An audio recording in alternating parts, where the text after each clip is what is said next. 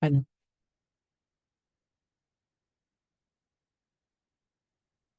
vamos a compartir entonces las principales medidas en epidemiología eh, para luego terminar, digamos, con un resumen sobre también algo de enfermedades crónicas. Bueno, eh, ¿qué objetivo percibe la epidemiología? Principalmente la medición y la cuantificación, habíamos dicho en la definición, de los eventos en salud, cualquiera que se produzca. Para ello, va a contar con tres grupos de medidas, como son las razones, las proporciones y las tasas. Rápidamente, para repasar, las razones son cualquier relación. Una razón es una relación matemática, es un cociente entre dos categorías distintas de un mismo hecho o un fenómeno. Es decir, por ejemplo, podemos tener el cociente de la relación entre hombres y mujeres que existe en una población o de hombres y mujeres que existen sobre una determinada condición, por ejemplo, SIDA u otro diagnóstico. Pero también tenemos las proporciones, que son la relación de una parte con el todo, ¿m? Al cual pertenece esa parte. ¿M? Y esas proporciones generalmente las expresamos como porcentajes. ¿M? Por ejemplo, el porcentaje de niños nacidos con bajo peso o el porcentaje de población que se encuentra bajo la línea de pobreza o cualquier proporción, ¿no? Y las tasas, que es un concepto epidemiológico y estadístico que establece cuál es el número de veces que se presenta un hecho cualquiera en una población, en un área determinada, durante un tiempo determinado. Habíamos dicho que las tasas son las medidas más comunes para cuantificar eventos en salud en epidemiología y las tasas son proporciones, a las que se le suma entonces esta condición de tener un tiempo y un lugar determinado durante el cual se mide este evento. Por ejemplo, cualquier tasa, de las cuales vamos a ver muchos ejemplos ahora. Entonces, razones, proporciones y tasas son las principales medidas. Las proporciones y las tasas hacen referencia a un modo de medir los eventos o los hechos que son las frecuencias, ¿no? Las frecuencias en salud es el número de veces que se repite una variable en una observación y esas frecuencias pueden ser frecuencias absolutas o relativas. Una frecuencia absoluta sería, por ejemplo, la cantidad, un número X de casos observados de cualquier condición, número de casos de dengue que se presentaron durante el año 2023. Las frecuencias absolutas son útiles en epidemiología, pero no son suficientes ni eh, importantes para, mejor dicho, son insuficientes para planificar y intervenir sobre la población, ¿m? Porque con un número absoluto de casos observados no tenemos información acerca de cómo se produjeron esos casos, ni mayor detalle sobre las variables implicadas. Por eso que se recurre siempre más a las frecuencias relativas. Es decir, la relación que existe entre los casos observados y el total, digamos, y el N total al cual pertenecen esos casos donde se producen. Es decir, la relación que existe entre los casos y los casos más los no casos. Por eso es que las frecuencias relativas van a tomar un valor entre 0 y 1, o entre 0 y 100 si hacemos una escala porcentual. Y son las frecuencias relativas realmente las más utilizadas en epidemiología. Entonces uno puede decir una frecuencia relativa o una proporción, es decir, que el 75% de los pacientes diabéticos tipo 2 van a requerir tratamiento con insulina de agravarse su condición y no responder a las primeras etapas de tratamiento, ¿sí? Entonces, las frecuencias relativas son mucho más importantes de la información que nos brinda. Y las tasas, entonces, son el concepto central de la medición de eventos en salud en epidemiología. Las tasas, entonces, son proporciones que consideran el tiempo y el lugar donde se producen esos eventos. Las tasas se calculan o se desarrollan se esquematizan con un numerador que contiene los casos presentados en un determinado tiempo, que para eso vamos a necesitar la definición de casos, vamos a necesitar delimitar el tiempo de observación, y el denominador va a tener el total de casos o de sujetos de esa población, incluidos aquellos sujetos que son casos, ¿m? Y el tiempo durante el cual o bajo el cual han estado en riesgo de padecer o desarrollar ese evento que estamos midiendo. Si estamos midiendo desnutrición, si estamos midiendo muerte, si estamos midiendo hipertensión, si estamos midiendo cualquier evento que estemos midiendo, todos los sujetos del denominador están en riesgo de desarrollar durante el periodo de observación nuestro ese evento que estamos midiendo en el numerador, ¿sí? Las tasas más utilizadas en epidemiología son las tasas de morbilidad y las tasas de mortalidad. Con estos dos grandes grupos de tasas son, digamos, cómo se caracteriza la enfermedad en una población. Y sin duda que la mortalidad es el resultado o el evento en salud más importante a valorar en los estudios epidemiológicos y en epidemiología en general. Por eso es que cuantificarla es fundamental. ¿M?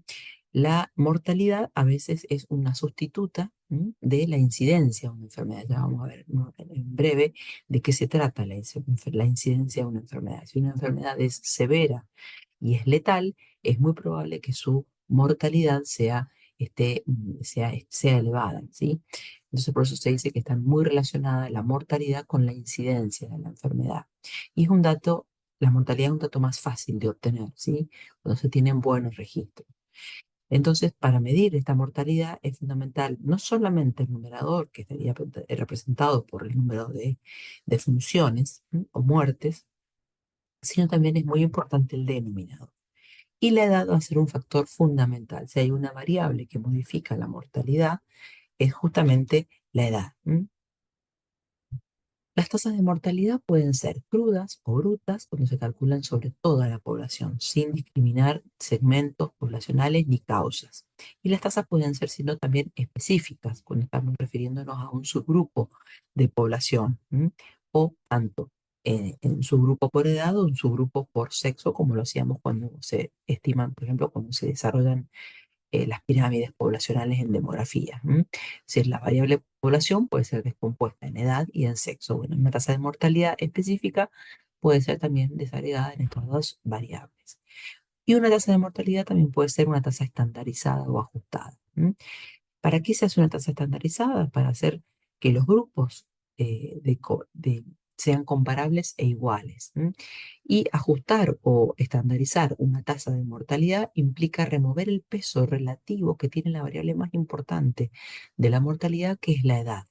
Entonces, una tasa estandarizada de mortalidad lo que tiene es referir la mortalidad de cualquier población a una población tipo que tiene una composición etaria fija o estable, ¿sí?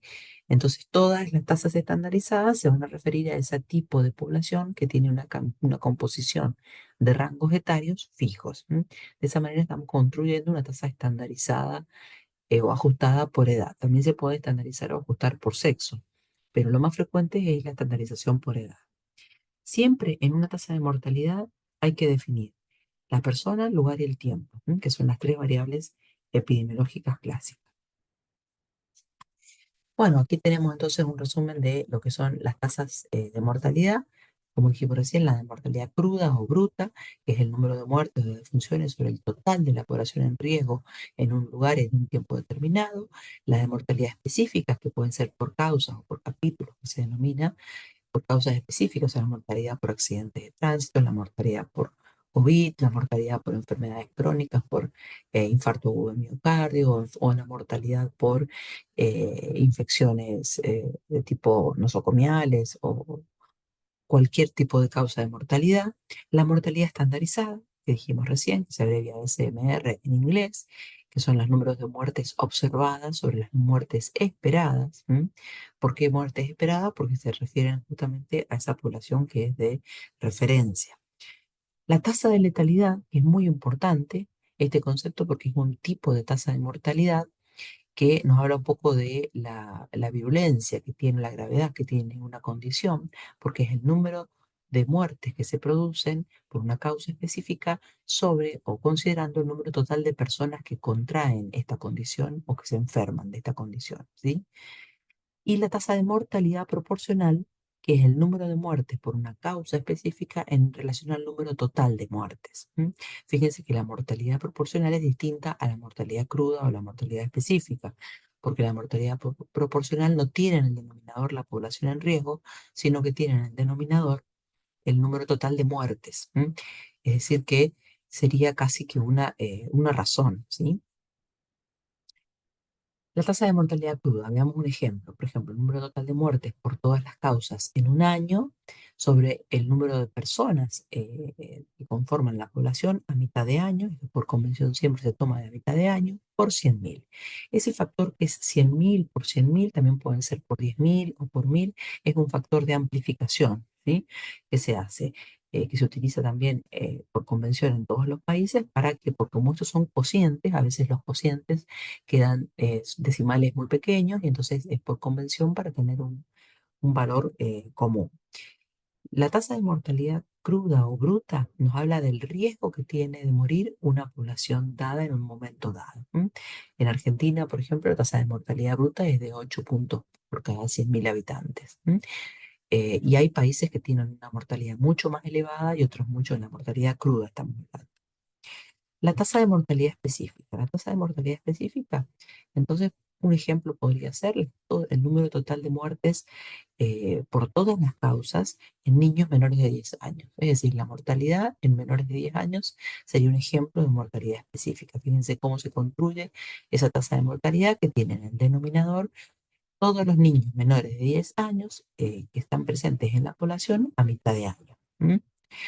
Otra tasa de mortalidad específica podría ser, por ejemplo, la mortalidad por COVID, que contiene también en el numerador las defunciones por COVID en un año y en el denominador el total de personas en la población a mitad de año. Entonces, esta tasa de mortalidad específica sí nos habla del riesgo de morir por COVID. ¿Por qué? Porque en el denominador está toda la población que habitó ese lugar a mitad de año. ¿M?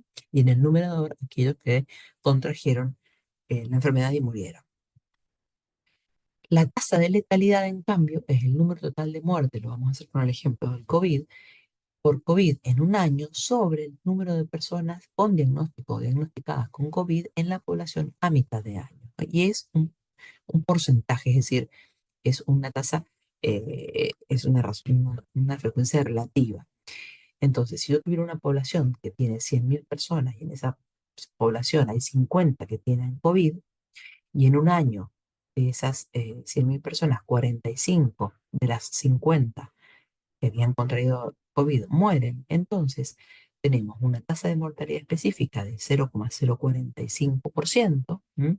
Mientras que una tasa de letalidad del 90%. Fíjense cómo la información que arroja cada una es totalmente distinta. ¿M? Eh, la mortalidad entonces por COVID es 0,045, sin embargo la letalidad, en este caso, en este ejemplo que tomamos, es del 90%. Bueno, el COVID no tuvo nunca una letalidad tan alta, sí hay condiciones que tienen letalidad muy alta, unas enfermedades infecciosas, pero es solo los efectos, comparar ustedes la distinta información que arrojan las tasas, los distintos tipos de medir la mortalidad o la muerte. Y la mortalidad proporcional, como lo habíamos dicho entonces, es el cociente entre las muertes por una causa sobre el total de muertes producidas a mitad de año o en un periodo, en un lugar determinado, ¿sí? No indica la mortalidad proporcional, no nos indica mayor riesgo, no nos indica el riesgo de morir, y varía si aumenta o disminuye la mortalidad por otra, porque como la mortalidad es proporcional, es como si consideráramos toda la torta, sería toda la cantidad de muertes, veríamos cuál es la causa o qué porción del total de muertes ocupa cada causa. ¿M? Y para eso tenemos entonces un gráfico aquí que nos muestra, por ejemplo, la mortalidad proporcional este, de la Organización Mundial de la Salud desde el año, creo que es 2000, en 2014, fíjense como el 28% de las causas debían a los problemas del sistema circulatorio, el 20% de la mortalidad proporcional es debido al cáncer, el 17% de las enfermedades respiratorias, es decir, que aparato cardiovascular, cáncer y aparato respiratorio son siempre las principales causas de mortalidad proporcional en la población, y eso lo venimos viendo con la transición epidemiológica, la transición demográfica, por el cual todas las causas de las enfermedades transmisibles han sido desplazadas por las enfermedades no transmisibles, ¿sí? Cáncer, enfermedad cardiovascular y aparato respiratorio. Después tenemos una gran cantidad de otras causas, como son enfermedades infecciosas, digestivas, causas externas, etcétera, etcétera.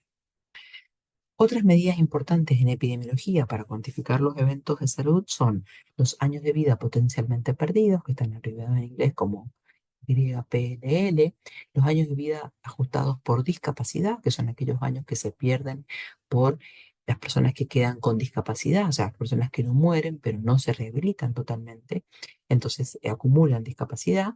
Los años de vida ajustados por calidad, que es una medida combinada de la cantidad y la calidad a lo que se viven esos años. También es muy importante, sobre todo en la medición, en los estudios de investigación de la economía sanitaria o de la evaluación de tecnologías sanitarias y la esperanza de vida.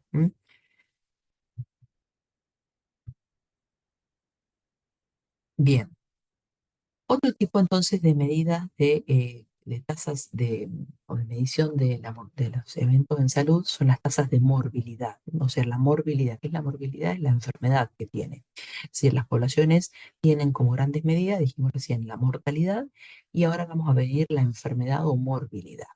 La principal medida que tiene la epidemiología es la prevalencia. ¿Qué es la prevalencia? Bueno, matemáticamente también en una proporción y se la definen como los casos existentes, tanto nuevos como antiguos, de un problema de salud en relación a toda la población considerada en un tiempo y en un periodo determinado. Es decir, que al igual, digamos, que pasaba recién, entonces en realidad el denominador es la población expuesta, ¿m? a en determinado momento. Entonces, por ejemplo, la prevalencia de malformaciones congénitas en determinado lugar está compuesta por el número de recién nacidos con malformaciones congénitas, perdón, en un tiempo y en un lugar determinado sobre el número total de recién nacidos. Entonces, esta prevalencia es como si tuviéramos una foto de la población en un determinado momento y midiéramos los casos existentes de una determinada condición. Y la segunda medida importante es la incidencia. La incidencia, a diferencia de la prevalencia, no son los casos existentes, sino los casos nuevos de un evento en una población durante un tiempo y lugar, momento y lugar determinado. Por eso es que es muy importante la incidencia, fijar el periodo de observación, porque fijando el periodo de observación de aquí a un año, de aquí a 3 meses, de aquí a 6 meses, es que uno observa todos los casos nuevos diagnosticados de esa condición. A esta tasa de incidencia se la denomina tal como la estamos viendo en la gráfica, como incidencia acumulada, ¿no? Porque va registrando toda la acumulación de casos nuevos que se van diagnosticando. Se calcula como el número de casos nuevos en un periodo sobre el total de la población en riesgo. En este caso, entonces, las tasas de mortalidad que veíamos recién son tasas de incidencia. ¿Por qué? Porque justamente lo que va registrando la tasa de mortalidad es los eventos de muerte que se producen una sola vez, ¿no? O sea, cada muerte se produce una única vez y todos son casos nuevos de muerte. ¿Qué relación hay entre la incidencia y la prevalencia? La incidencia entonces es el influjo, son los casos nuevos, ¿m? De una determinada condición. Por ejemplo, podemos decir la incidencia de casos de accidente cerebrovascular en la población o la incidencia de hipertensión, ¿no? Casos nuevos de hipertensión arterial. La prevalencia es el nivel que tiene, digamos, este estanco, es decir, los casos que existentes ya de hipertensión en la población, que serían considerados como casos antiguos, ¿no? Y esos casos de hipertensión pueden recuperarse, ¿m? O estos casos pueden evolucionar hacia la muerte, ¿no? Como habíamos visto en un momento en la historia natural de la enfermedad. Entonces, la incidencia alimenta, digamos, lo que es la prevalencia y la mortalidad disminuye la prevalencia de casos y también la prevalencia va a estar condicionada no solamente por la incidencia, sino también por la duración de la enfermedad, porque hay enfermedades que van a durar mucho tiempo, como es el caso de las enfermedades crónicas, la hipertensión, la diabetes y cualquier enfermedad crónica, algunos cánceres, en cambio otros que duran muy poco, ¿sí? Eh, entonces, se calcula esta relación entre prevalencia, incidencia y duración de la enfermedad. Entonces, son dos medidas de frecuencia que se complementan. Lo más importante son las dos primeras ideas que tiene cada una de estas dos columnas que están presentes en la placa, que la prevalencia es la probabilidad que existe de tener o de padecer una enfermedad en un momento determinado, ¿m? Porque la prevalencia es una foto que se toma de la cantidad de enfermedad que hay en una población. En cambio, la incidencia es la probabilidad de desarrollar una enfermedad, es decir, no de tenerla, sino de desarrollarla a la enfermedad en determinado tiempo. La prevalencia no necesita seguimiento, la incidencia sí necesita seguimiento. La prevalencia depende mucho de la duración de la enfermedad. Por ejemplo, la prevalencia de enfermedades crónicas depende mucho de cuánto duran. Nosotros sabemos que las crónicas duran mucho tiempo. La incidencia, como mide casos nuevos, es independiente de la duración de la enfermedad. La prevalencia es útil, o digo, es poco útil para medir las enfermedades agudas, que son aquellas enfermedades que duran, que tienen rápida recuperación, como pueden ser las enfermedades transmisibles o algunas enfermedades infecciosas transmisibles. En cambio, la incidencia sí es útil para medir la frecuencia de las enfermedades agudas. Es por eso que cuando estábamos durante la pandemia del COVID, la incidencia era la medida epidemiológica por excelencia, junto a otras, por supuesto. Eh, bueno, esto entonces un poco como para que ustedes tengan idea cuándo se utiliza cada una de las dos medidas, ¿sí? El riesgo entonces en epidemiología expresa la probabilidad de ocurrencia de una enfermedad. Lo que hasta acá hemos visto, hemos estado hablando implícitamente del riesgo, el riesgo de morir, el riesgo de desarrollar una enfermedad, como es la incidencia, y el riesgo de tener una enfermedad. Eh, entonces, el riesgo es muy importante en epidemiología, porque justamente lo que se trata es de cuantificar este riesgo y ¿para qué? Para poder modificar. Hay dos tipos de mediciones concretas del riesgo, porque todas estas medidas surgen a partir de estudios de investigación. Entonces, estas dos mediciones de riesgo, hay dos tipos de riesgos, más allá de las medidas que acabamos de explicar, que es el riesgo absoluto. El riesgo, me refiero a riesgo de enfermar, por supuesto, o en una población general, y el riesgo relativo que es aquel que se realiza entre grupos poblacionales, entre dos grupos que pertenecen a una misma población o dos grupos que se encuentran en estudio, ¿sí? Entonces, por ejemplo, el riesgo absoluto es la incidencia de aparición de un evento en un grupo determinado, ¿no? Por ejemplo, el riesgo absoluto no es otra cosa que la incidencia de aparición de casos nuevos sobre el total de casos expuestos. Si yo tengo una observación, por ejemplo, observo durante 6 meses cuántos casos se desarrollan de enfermedad, cuántos casos nuevos se diagnostican de asma de difícil tratamiento en la población, en una población dada, tendré en ese momento el riesgo absoluto, la incidencia de asma de difícil manejo en una población. Y abajo está, en la segunda parte de la placa, está representado lo que se denomina la medición de dos grupos dentro de lo que es un ensayo clínico, por ejemplo, un estudio de investigación. Tenemos dos grupos, un grupo de pacientes o de participantes que se enferman, otros que no se enferman, y en el eje vertical vemos algunos que son tratados con una droga o con cualquier tratamiento, que suele ser un tratamiento nuevo que se está probando, y otros que son no tratados. Es decir, el total de las observaciones, el total de participantes en cada uno de los grupos, fíjense que son 15.000 participantes, ¿no? Sin embargo, vemos este número acá que es este 0,12. ¿Qué es este 0,12 y este 0,2? Bueno, es el riesgo de desarrollar entonces, de, este, desarrollar un evento, que en este caso este evento que se mide es el ACV, o el accidente cerebrovascular, en relación a haber estado expuesto o no a este tratamiento que probablemente está siendo estudiado para que, para proteger del desarrollo del ACV. Entonces, si nosotros leemos eh, esta tabla en sentido horizontal, vemos que sobre 15.000 pacientes, 1.800 pacientes se enfermaron.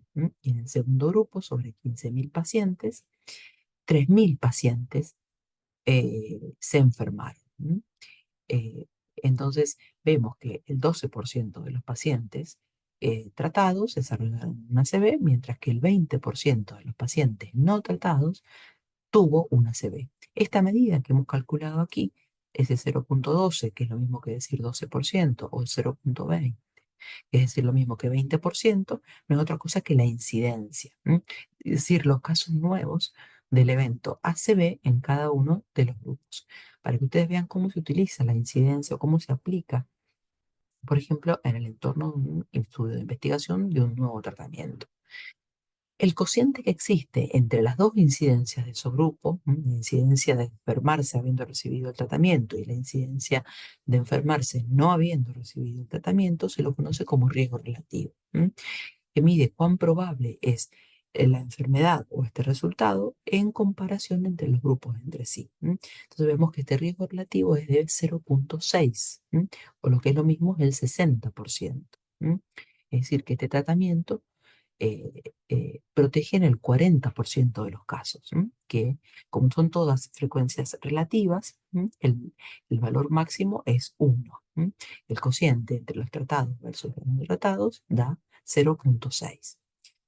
También podemos calcular la reducción del riesgo relativo, que es decir, en vez de hacer el cociente entre las dos incidencias, restar del valor 1, que es el valor que dijimos que eran todas frecuencias relativas, eran todos cocientes, 1 menos el riesgo relativo que acabamos de estimar antes.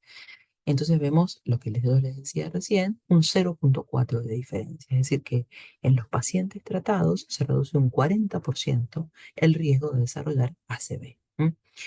Cualquier tratamiento que reduzca un 40, un 50, hasta un 60, un 70% la incidencia de enfermarse, se imaginan que es un tratamiento prometedor. Es así como se utilizan entonces, la mayoría de las veces se utilizan los riesgos relativos o las incidencias. Siempre recordar entonces que un riesgo relativo es un cociente de incidencias en cada grupo, en dos grupos de observación.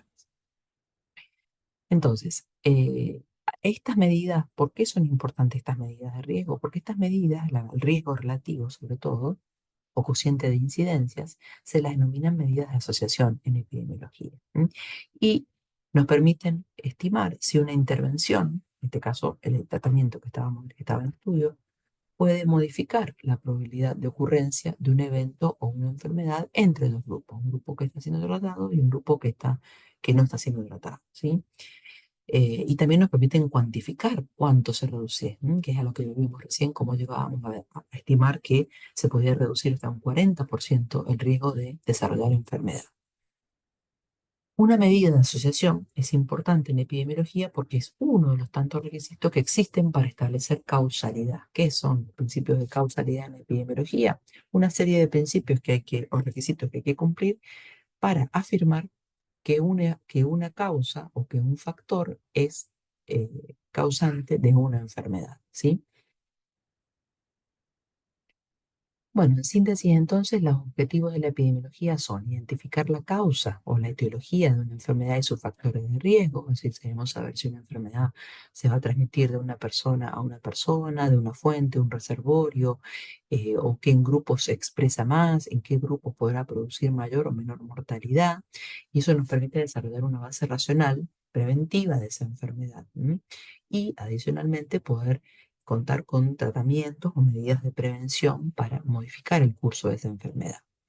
Otro objetivo de la epidemiología va a ser cuantificar la enfermedad hallada en la comunidad o la población, que es lo que hemos visto hoy un poco, es decir, nos va a permitir planificar los servicios de salud, los recursos necesarios y monitorear el estado de salud de la población en el uso de los servicios. También otro objetivo de la epidemiología va a ser estudiar o diseñar o describir la historia natural de la enfermedad y el pronóstico de la misma, ¿no? ¿Qué es el pronóstico? Es decir, cuáles son las probabilidades de recuperación que va a tener el paciente una vez diagnosticado.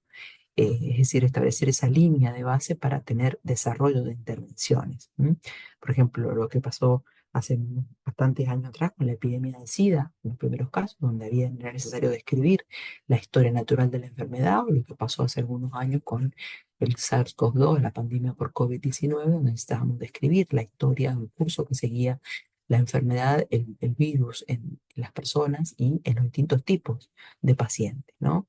Lo que sucede con las enfermedades crónicas no transmisibles, de cuál es el curso que sigue la enfermedad y cuáles son las medidas de intervención que hay en cada uno de los puntos, tanto prevención primaria como prevención secundaria, terciaria y cuaternaria. Y también nos permite, la epidemiología, perdón, tiene como objetivo medir y evaluar medidas preventivas terapéuticas nuevas y nuevas intervenciones. Es decir, Preguntas como, por ejemplo, si el tamizaje de cáncer de colon en adultos mediante un test que se llama sangre oculta en materia fecal incrementa la sobrevida global, o el tamizaje de cualquier cáncer, como la mamografía, permiten detectar pacientes en forma temprana y si modifica el curso de la enfermedad, o cómo se ha modificado la salud de la población con la modificación de los calendarios de vacunación. Eso es el campo entonces de las intervenciones sanitarias, ¿no? Que como objetivo de la epidemiología no es menor de que las intervenciones sanitarias son todas aquellas medidas que se utilizan para promover, prevenir, diagnosticar, tratar determinada condición clínica, incluso rehabilitar a los pacientes en dicha condición.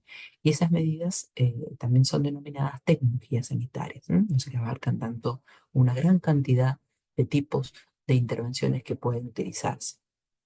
Y el quinto objetivo puede ser entonces desarrollar, sin lugar a duda, políticas sanitarias, ¿no?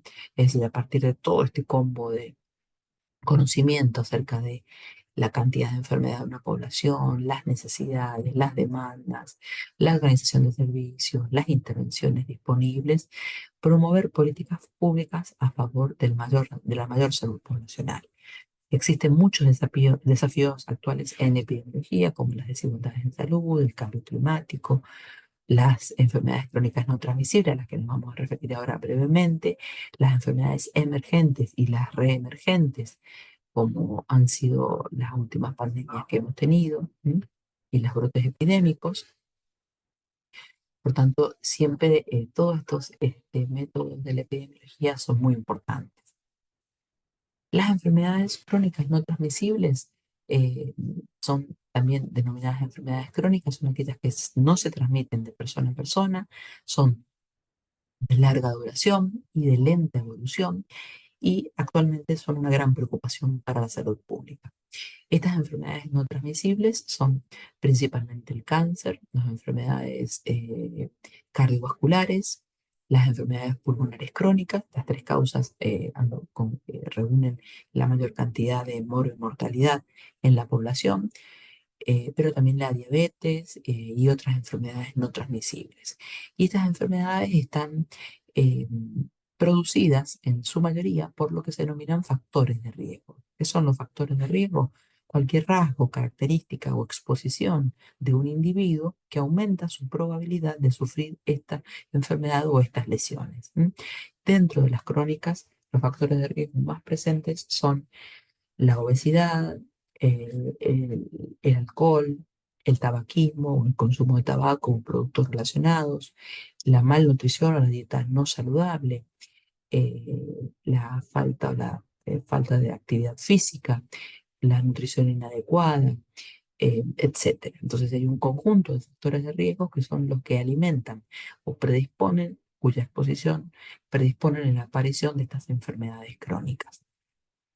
En Argentina, las crónicas son responsables de cerca del 75% de las muertes, ¿no? O sea que es muy importante, fíjense, su presencia. Y del 52% de los años de vida perdidos por muerte prematura, es decir, que son años que se pierden por mala salud o por acumulación de discapacidad. Eh, Estos factores de riesgos explican 3 de cada 4 muertes son implicadas por los por las enfermedades crónicas no transmisibles. Y en el mundo sucede algo muy parecido con algunas diferencias regionales. Existe una publicación muy importante en Argentina que ha tenido 4 ediciones, que es la Encuesta Nacional de Factores de Riesgo. Ustedes tienen que leerla, se ha realizado durante el año 2005, 2009, 2013 y la última en el 2018, y en ella se ha cuantificado en toda la Argentina, en mayores de 18 años, mediante un muestreo multietápico, distintos factores de riesgo como la actividad física baja o insuficiente, el consumo de sal, el consumo de frutas y verduras en cantidades adecuadas, el exceso de peso, el sobrepeso, la obesidad, la prevalencia del consumo de tabaco, la exposición a ambientes libres de humo, la prevalencia del consumo de cigarrillos electrónicos, la exposición al tabaco ajeno, la realización de medidas de tamizaje preventivas como mamografía, PAP o test de HPV, la presencia de hipertensión arterial, la presencia de hiperglucemia o diabetes diagnosticada,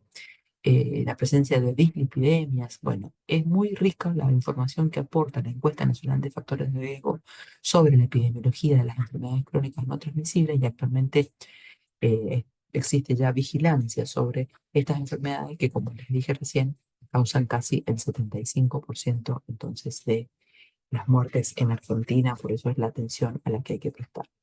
Bueno, entonces los dejo para que puedan ampliar la información de este capítulo y finalizar el abordaje de los contenidos.